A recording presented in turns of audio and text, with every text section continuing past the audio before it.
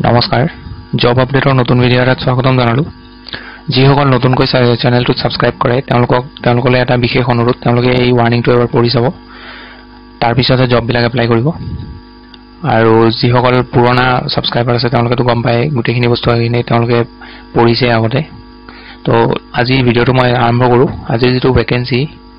তাৰে প্ৰথম ভ্যাকেন্সিটো আহিছে আপোনালোকৰ north eastern electric power corporation লিমিটেডৰ পৰা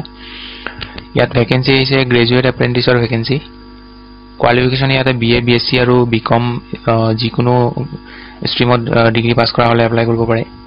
টোটাল ভ্যাকেন্সি আছে গ্ৰেজুৱেট এপ্ৰেন্টিছৰ কাৰণে 27 টা ভ্যাকেন্সি আছে আৰু স্যালাৰি মাহে মাহে 15000 টকাকে পাব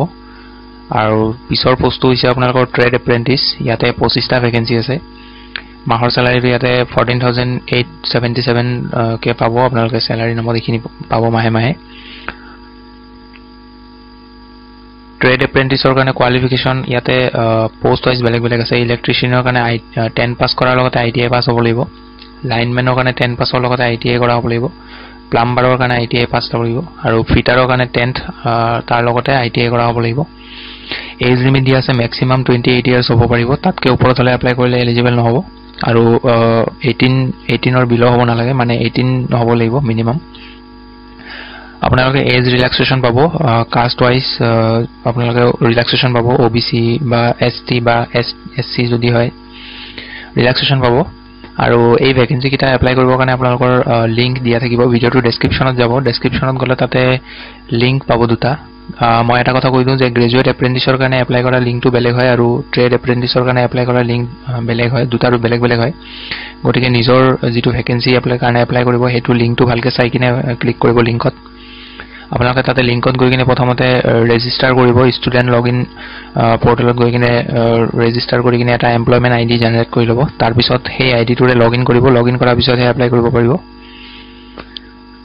পিছৰ যেটো ভ্যাকেন্সি হেতু এইমছ গুৱাহাটীৰ পৰা আহিছে এইমছ হস্পিটেল সকলোৱে জানে উত্তৰ গুৱাহাটীত নতুনকৈ হৈছে তাৰ পৰা আহিছে vacancy data entry operator vacancy qualification ইয়াতে গ্ৰেজুৱেচন কৰা হ'ব লাগিব যিকোনো ষ্ট্ৰীমত আৰু লগতে knowledge of data entry work কম্পিউটাৰত ডাটা এন্ট্ৰি কৰা নলেজ থাকিব লাগিব এডিশনাল ক্ৰাইটেৰিয়া কিছুমান আছে experience in working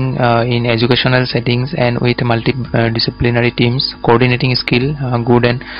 good oral and written communication skill in English আৰু Assamese আৰু তাৰ লগতে willing to travel to project sites travel কৰিব লাগিব মাজে মাজে ম্যাক্সিমাম এজ লিমিট দিয়া আছে 30 ইয়াৰ্স লৈকে হ'ব পাৰিব স্যালাৰি ইয়াতে মাহে মাহে আপোনালোকে 29200 পাৰ মান্থ কনসলিডেটেড মানে এটো ফিক্স স্যালাৰি হয় ইয়াতকে আৰু এক্সট্ৰা এলাউন্স একো নাপাব এটো পোষ্টত মানে ডাটা এন্ট্ৰি পোষ্টত এপ্লাই কৰিবৰ কাৰণে আপোনালোকৰ গুগল ফৰ্ম এখন আছে সেই গুগল ফৰ্মখন ফিল আপ কৰিব লাগিব আৰু গুগল ফৰ্মৰ এটো লিংক হয় এই লিংকটো মই ভিডিওটোৰ ডেসক্ৰিপচনতে দি দিম তাতে গৈ কিনে ফৰ্মখন ফিল আপ কৰি এপ্লাই কৰিব আৰু ইয়াৰে লাষ্ট ডেট আপোনালোকৰ 25th মাৰ্চলৈকে আপোনালোকে এপ্লাই কৰিব পাৰিব আৰু এপ্লাই কৰাৰ পিছত জাক শৰ্টলিষ্ট কৰা হয় তেওঁলোকৰ ৰিটেন টেষ্ট বা ইন্টাৰভিউৰ কাৰণে যিখন লিষ্ট তেওঁলোকে কাক শৰ্টলিষ্ট কৰে সেইখন এইমছৰ যেটো অফিশিয়াল ওয়েবসাইট হয় তাতে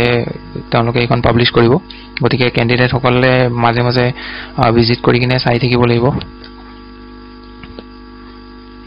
পিছৰ যেটো ভ্যাকেন্সি হেতু আসাম ষ্টেট ডিজাস্টাৰ মেনেজমেন্ট অথৰিটিৰ পৰা আহিছে ইয়াত ভ্যাকেন্সি আছে প্ৰজেক্ট অফিচাৰ ডিজাস্টাৰ মেনেজমেন্টৰ কাৰণে কোৱালিফিকেশন ডিগ্ৰী পাস কৰা হ'ব লাগিব আৰু আপোনালোকক প্ৰিফাৰেন্স দিব যদি হে আপোনালোকৰ ডিগ্ৰী বা ডিপ্লোমা কৰা আছে ডিজাস্টাৰ মেনেজমেন্টত তেতিয়া হলে প্ৰিফাৰেন্স পাব আৰু লগতে 2 বছৰৰ কাম কৰা এক্সপেৰিয়েন্স লাগিব ইয়াত should have a knowledge of disaster risk reduction আপোনালোকৰ ডিজাস্টাৰ মেনেজমেন্টৰ নলেজ লাগিব হেতুৱে ইয়াতে কোৱা হৈছে আৰু তাৰ লগতে should have computer skill computer জানিব লাগিব word excel আৰু power point আৰু ইন্টাৰনেট ইউজ কৰিব জানিব লাগিব লগতে excellent communication skill হ'ব লাগিব আসামিজ আৰু ইংলিশত স্যালাৰি নামত ইয়াতে 37000 পাৰ মান্থ দিয়া হ'ব আৰু should not below 21 years মানে 21 বছৰৰ তলত হ'ব নোৱাৰে 21 বছৰ হ'ব লাগিব বা তাতকে বেছি হ'ব লাগিব আৰু ম্যাক্সিমাম 42 ইয়াৰ্স হ'ব লাগিব এপ্লাই কেনেকৈ কৰিব candidate may send their application in prescribed form along with attested copies of all certificates mark sheets recent passport size photograph experience certificate গুটেখিনি আপোনালোকে জেৰক্স কৰিব জেৰক্স কৰি কিনে তাতে সেলফ অ্যাটেস্টেড কৰি কিনে এনভেলপত ভৰাব এনভেলপত ভৰাই আপোনালোকে এইটো যেটো এড্ৰেছ দি আছে এই এড্ৰেছটো আপোনালোকে পোষ্ট অফিচৰ দ্বাৰা পঠিয়াব পাৰে বা আপোনালোকে নিজে গৈ কিনে হাৰ্ড কপি জমা দিব পাৰে এপ্লাই কৰা লাষ্ট ডেট হ'ব 29 মাৰ্চ আৰু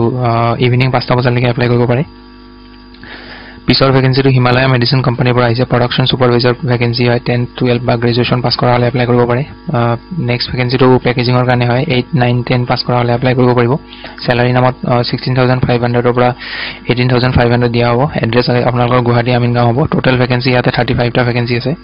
জয়নিঙৰ কাৰণে আধাৰ কাৰ্ড আৰু এক কপি ফটো লাগিব কালাৰ ফটো আৰু যিসকল যুৱক তেওঁলোকৰ কাৰণে থকা আৰু খোৱাটো বিনামূলীয়া হ'ব ইয়াতে ফিমেল এপ্লাই কৰিব নালাগে ফিমেলৰ কাৰণে নহয় এইবিলাক ভেকেন্সি কোনোবা ইন্টাৰেষ্টেড হলে ইয়াতে কন্টাক্ট কৰি ল'ব পিছৰ যেটো ভেকেন্সি এটো অপৰাজয় এগ্ৰো প্ৰডিউসাৰ কোম্পানী লিমিটেডৰ পৰা আহিছে চিফ এক্সিকিউটিভ অফিচাৰৰ ভেকেন্সি লোকেশন হ'ব Dhemaji Assam qualification any graduation কৰা হ'ব লাগিব লগতে কম্পিউটাৰ নলেজ লাগিব আৰু কমিউনিকেশন স্কিল ভাল হ'ব লাগিব ইন্টাৰেষ্টেড হলে ইয়াতে মেইলত বায়োডাটা পঠিয়াই দিব পিছৰ যেটো ভেকেন্সি ফ্ৰোজেন প্ল্যানেটৰ পৰা আহিছে মাৰ্কেটিং এক্সিকিউটিভ আৰু assistant manager of vacancy qualification MBA BCom বা বিএ কৰা হলে এপ্লাই কৰিব পাৰে এক্সপেৰিয়েন্স লাগিব 2 to 3 ইয়াৰ্ছৰ মিনিমাম যদি ইন্টাৰেষ্টেড হয় ইয়াতে মেইলত বায়োডাটা পঠিয়াব পাৰে বা কন্টাক্ট নম্বৰ দিয়া আছে কন্টাক্ট কৰি ল'ব পাৰে পিছৰ ভেকেন্সিটো বিসলাৰী কোম্পানীৰ পৰা আহিছে পেকেজিং আৰু সুপাৰভাইজাৰৰ পোষ্ট হয় 8 আৱাৰ্ছ আৰু 12 আৱাৰ্ছ ডিউটি টাইম হ'ব আপোনালোকৰ 8 আৱাৰ্ছ কৰিলে 14000 স্যালাৰি 12 আৱাৰ্ছ কৰিলে 16000 স্যালাৰি লগতে পিএফ আৰু ইএসআই পাব ফুডিং আৰু লজিং খিনি দিয়া হ'ব মেইলৰ কাৰণে কোৱালিফিকেশন পেকেজিঙৰ কাৰণে কোনো কোৱালিফিকেশন নালাগে আৰু সুপাৰভাইজাৰৰ কাৰণে 10 12 পাছ কৰা হলে এপ্লাই কৰিব পাৰে এজ লিমিট 18 ৰ পৰা 60 হ'ব